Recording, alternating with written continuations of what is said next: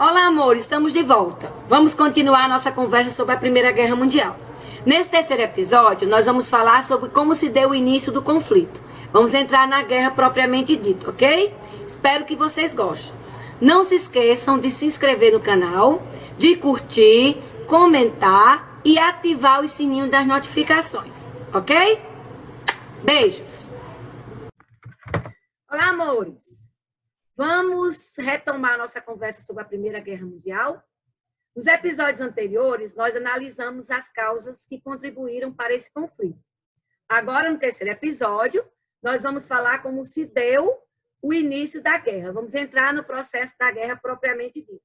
E vamos ver como e por que um conflito regional entre dois países acabou se espalhando de tal forma que se transformou na Primeira Guerra Mundial. Esse conflito regional entre esses países, como é que eu acabei de falar, foi motivado por um acontecimento, por um fato que a gente considera como a causa imediata da Primeira Guerra, que deu o pontapé inicial para a guerra, que foi o incidente de Sarajevo. O incidente de Sarajevo também é chamado de atentado em Sarajevo, porque foi exatamente isso que ele fez, foi um atentado terrorista. Esse fato, esse acontecimento, ocorreu na cidade de Sarajevo, capital da Bósnia, em 28 de junho de 1914, e consistiu no assassinato do herdeiro do trono austríaco, o arquiduque Francisco Ferdinando, e a esposa dele, a arquiduquesa Sofia, que foram assassinados a queima-roupa numa visita que estavam fazendo à capital da Bósnia, a cidade de Sarajevo. Para a gente entender o assassinato de Francisco Ferdinando, a gente tem que entender algumas coisas antes, tem que lembrar algumas coisas antes. Primeiro, eu quero fazer um parênteses aqui, antes de tudo, para dizer o seguinte, que o Francisco Ferdinando, ele não era para estar aí, nesse momento. Na verdade, ele não era para ser o herdeiro do trono austro-húngaro. Ele só estava nessa posição porque o primo dele, né, o arquiduque Rodolfo, que era filho do imperador austro-húngaro, do Império Austro-Húngaro, o imperador Francisco José I, ele acabou falecendo numa caçada, se eu não me engano. E aí, com a morte do Rodolfo, o herdeiro natural do trono, pela linha de sucessão, então, o Francisco Ferdinando, que era sobrinho do imperador, acabou indo para essa posição de herdeiro do Império Austro-Húngaro, coisa que não era para acontecer. Quer dizer, foi o destino que acabou colocando ele nessa situação. Então, vamos fechar o parênteses aí. A segunda coisa que a gente tem que lembrar é o seguinte, que para entender o porquê desse assassinato, porquê desse atentado, a gente tem que lembrar o que a gente falou no episódio anterior, que esse assassinato, a raiz dele, a origem dele, está exatamente na questão do nacionalismo, em especial do nacionalismo dos países balcânicos. Eu lembro a vocês que aqueles países balcânicos, da Península Balcânica, chamadas minorias balcânicas, aqueles pequenos países ao norte ali na região dos Balcãs, como é o caso da Croácia, Bósnia, Herzegovina, Montenegro, Macedônia, Sérvia. Esses países, eles perderam sua independência em 1815 pelas decisões do Congresso de Viena. Então, eles passaram a fazer parte do Império Austro-Húngaro. Então, eles se tornaram parte do Império Austro-Húngaro, por conta daquelas decisões arbitrárias do Congresso de Viena, que a gente já falou sobre elas. Isso fez nascer nesses países, obviamente, ideias e movimentos nacionalistas. E aí, esses movimentos nacionalistas acabaram gerando o surgimento de grupos que passaram a fazer ações violentas contra o Império Austro-Húngaro, contra as autoridades, contra o Império Austro-Húngaro. Entre esses grupos estava o Mão Negra, que era um grupo sérvio que lutava pela independência da Sérvia e da região dos Balcãs. Então, o Mão Negra ele reivindicava a independência da Sérvia, do Império Austro-Húngaro, e reivindicava a formação de um país sob a liderança dela, sob a liderança da Sérvia. E aí, um dos militantes desse grupo, aliás, um grupo de militantes, inclusive, não foi só ele, planejou, com a notícia da vinda do arquiduque Francisco Ferdinando para Sarajevo, eles planejaram, arquitetaram o plano de matar o arquiduque para provocar uma guerra com a Áustria, o Império Austro-Húngaro, para tentar fazer e chamar a atenção do mundo para esse problema. E aí eles planejaram esse atentado, e no dia que ocorreu a visita, depois de ter visitado a prefeitura de Sarajevo, né, o arquiduque, a esposa dele, saíram de lá da prefeitura em direção ao teatro para assistir uma ópera, né, para assistir um espetáculo lá no teatro. E aí essa foto que está aí no slide é a última foto do casal com vida, quando eles estavam saindo da prefeitura em direção ao teatro. Só que como as ruas de Sarajevo elas são bem estreitas, né, muito característica medieval ainda, a multidão o carro ficou cercado pela multidão.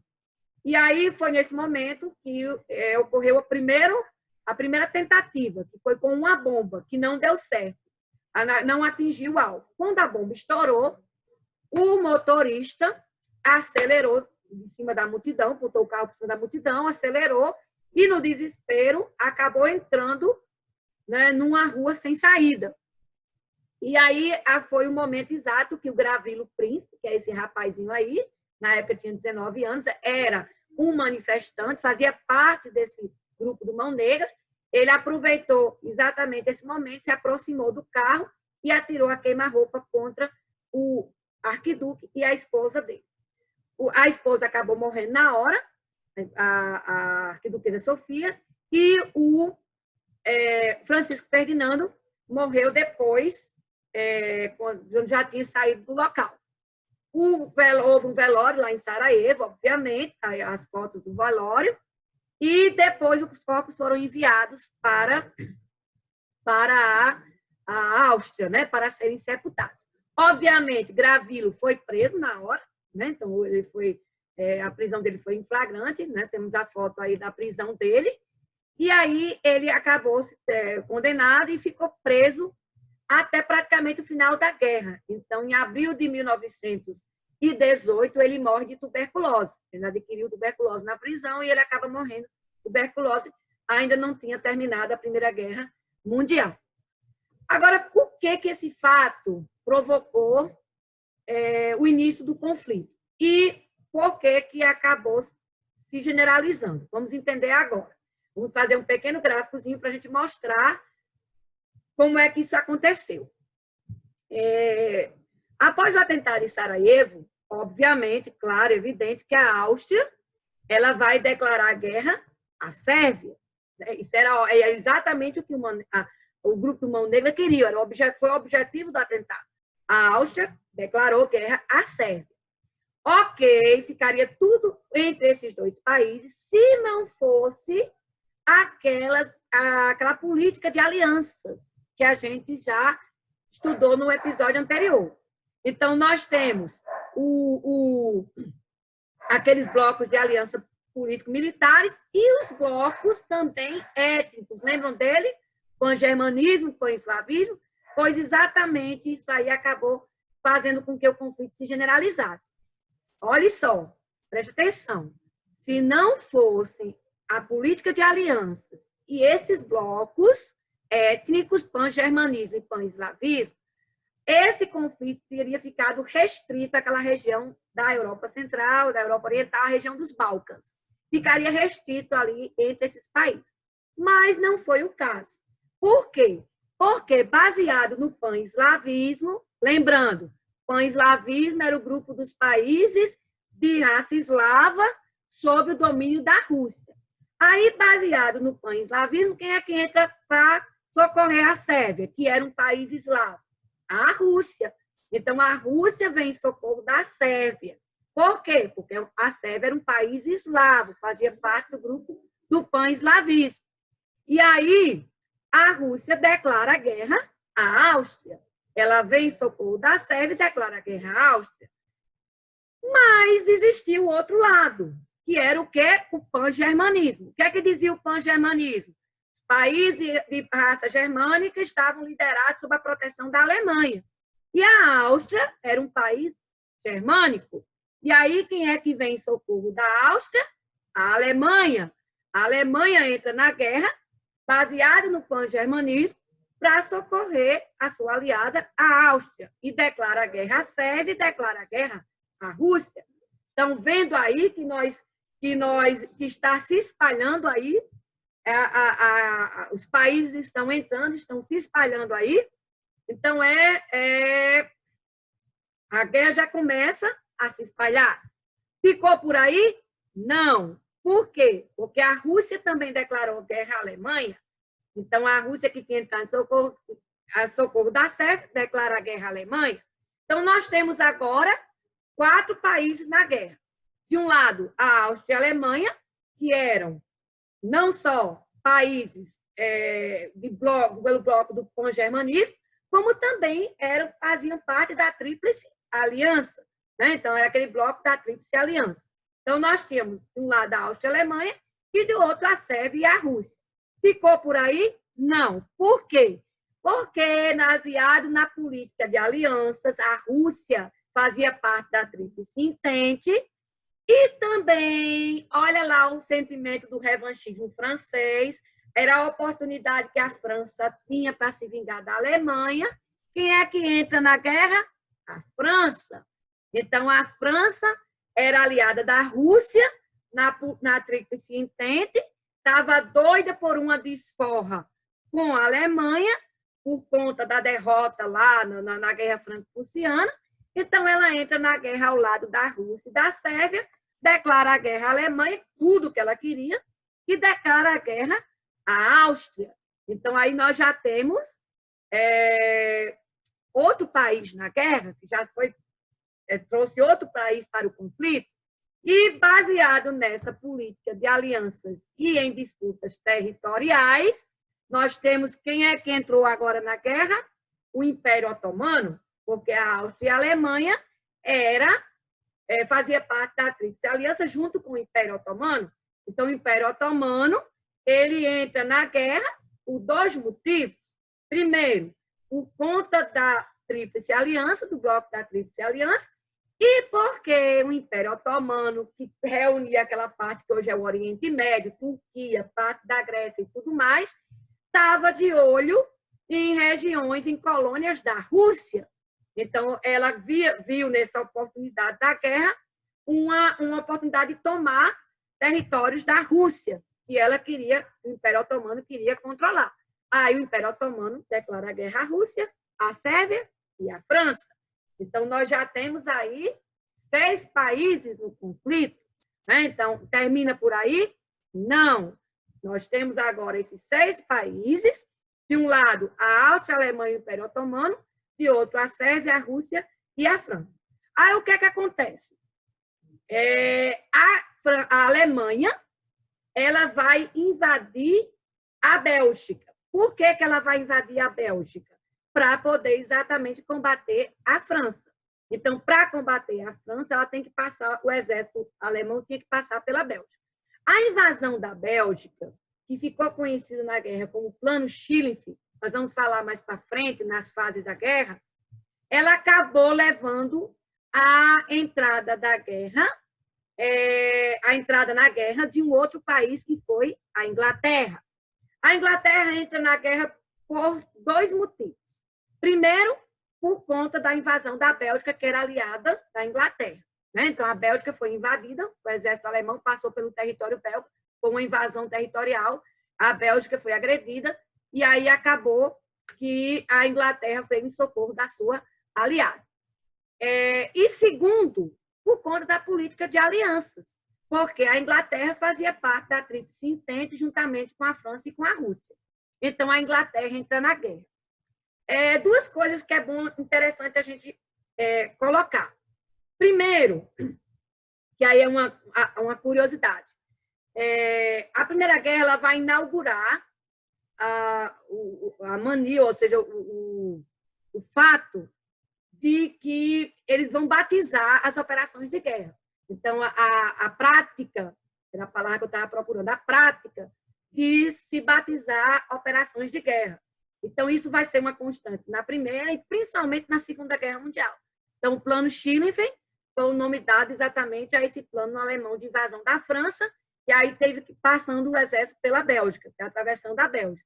Isso a gente vai ver durante a Primeira Guerra, e principalmente durante a Segunda Guerra, todas as operações de ataques e tudo mais, elas recebiam um codinome, que era exatamente para poder despistar os espiões e tudo mais. Então, nós vamos ter a Operação Leão do Mar, a Operação Barba Ruiva, a Operação Overland, que é o Dia D e tudo mais. Então, nós vamos ter essa prática, que vai ser inaugurada com a Primeira Guerra Mundial. E a segunda coisa que a gente deve falar, que é mais importante, a Inglaterra entra na guerra, declara guerra à Alemanha, à Áustria e ao Império Otomano. Mas a Inglaterra não entra sozinha na guerra. Lembra que eu disse que a Inglaterra tinha um Império Britânico? Ela tinha o maior império, ela tinha colônias em todos os lados do planeta, leste e oeste. Então, com a Inglaterra, ela não entrou só na guerra. Ela entrou também com as suas colônias, a Austrália, a África do Sul, o Canadá, essas regiões que faziam parte do domínio britânico, a Índia e tudo, também entraram no conflito. E isso provocou a internacionalização da guerra. A guerra, a partir da entrada da Inglaterra, se tornou mundial, porque com a Inglaterra entraram também todos os seus aliados e todas as suas colônias. Então, isso aí fez com que a guerra se transformasse, internacionalizasse. É o que a gente chama de internacionalização do conflito. Mas parou por aí? Não, preste atenção. Nós temos agora a Áustria, a Alemanha e o Império Otomano de um lado, Sérvia, Rússia, França e Inglaterra, e agora quem é que entra na guerra? O Japão. Por que o Japão entrou na guerra? O Japão entrou na guerra porque ele tinha interesses em colônias da Alemanha na China, em especial região de Cantão, na China. Então, ele tinha interesse, o Japão estava em pleno processo imperialista, né, tinha se desenvolvido industrialmente durante a chamada Era Meiji, tinha se modernizado, tinha se industrializado, e o Japão ele estava fazendo meio que um subimperialismo ali, dominando a área ali em relação ao Pacífico.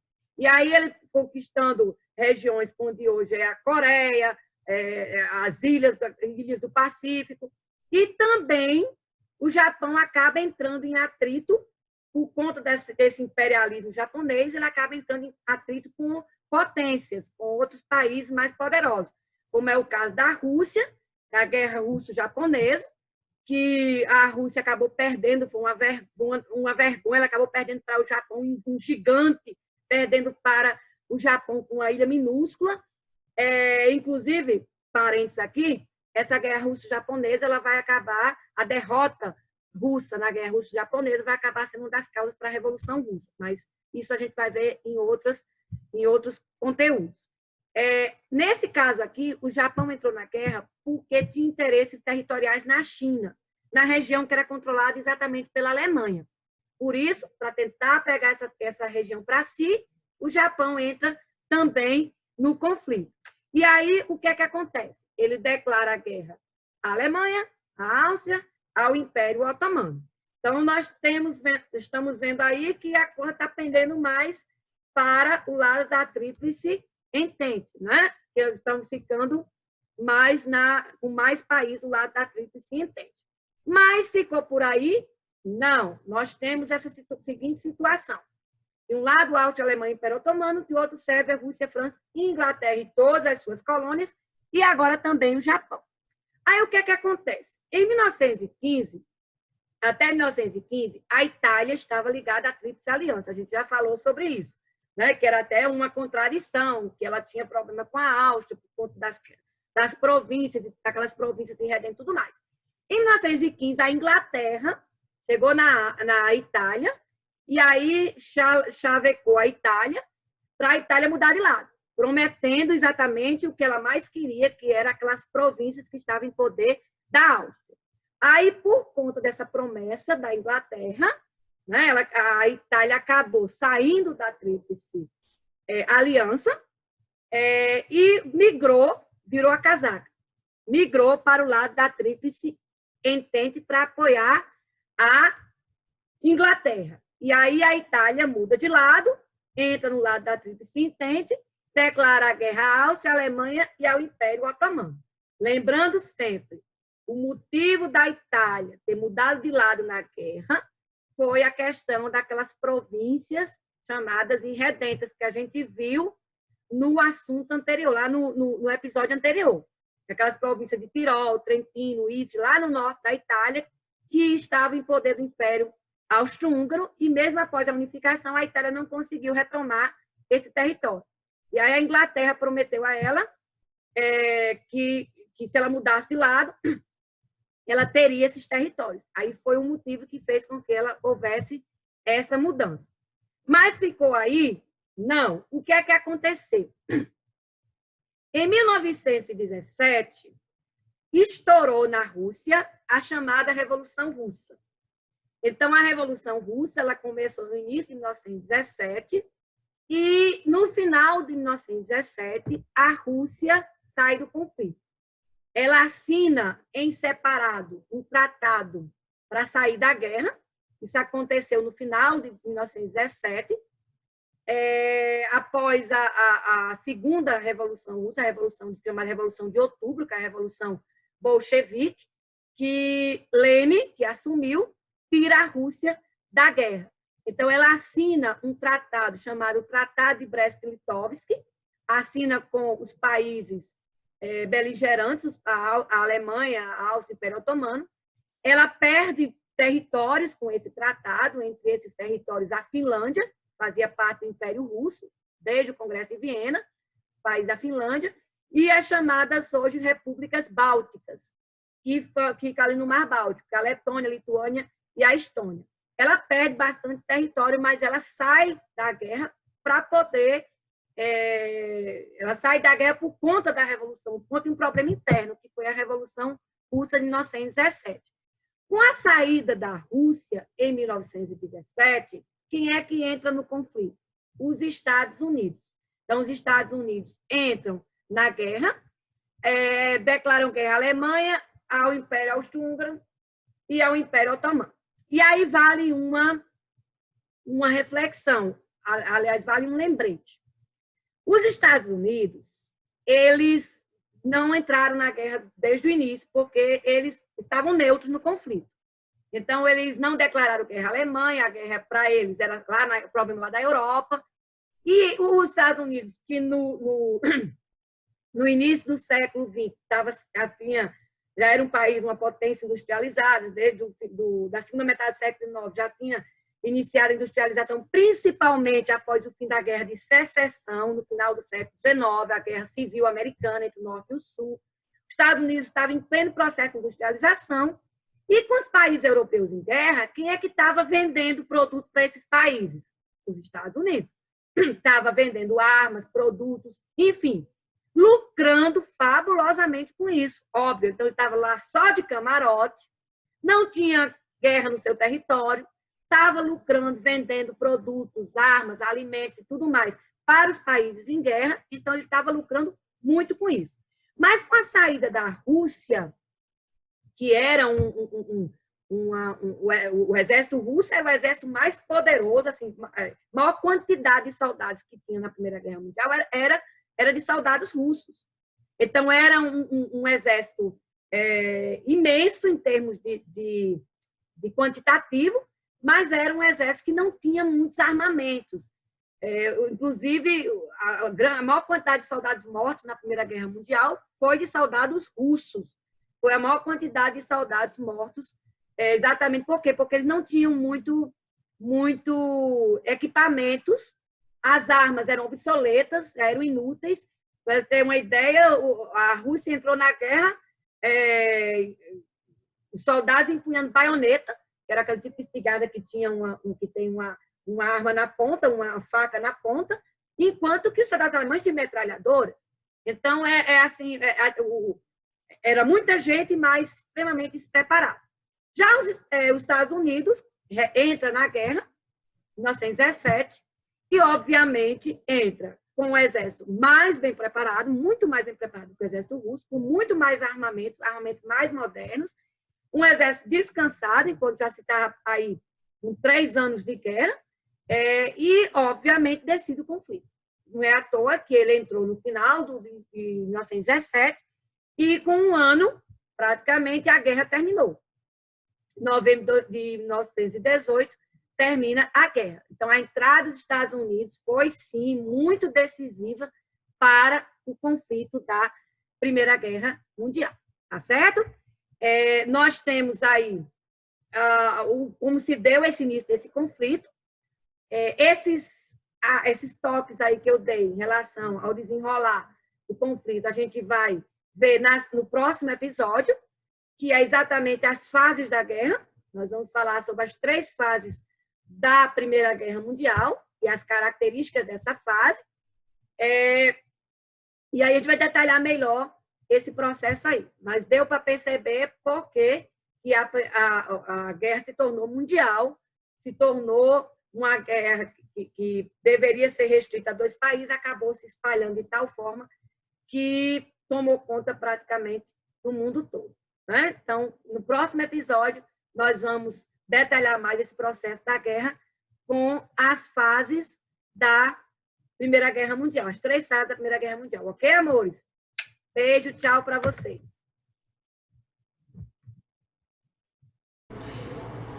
E aí, gostaram? Espero que sim. Então, a gente se vê no próximo episódio, ok? Beijo, grata pelo carinho de sempre.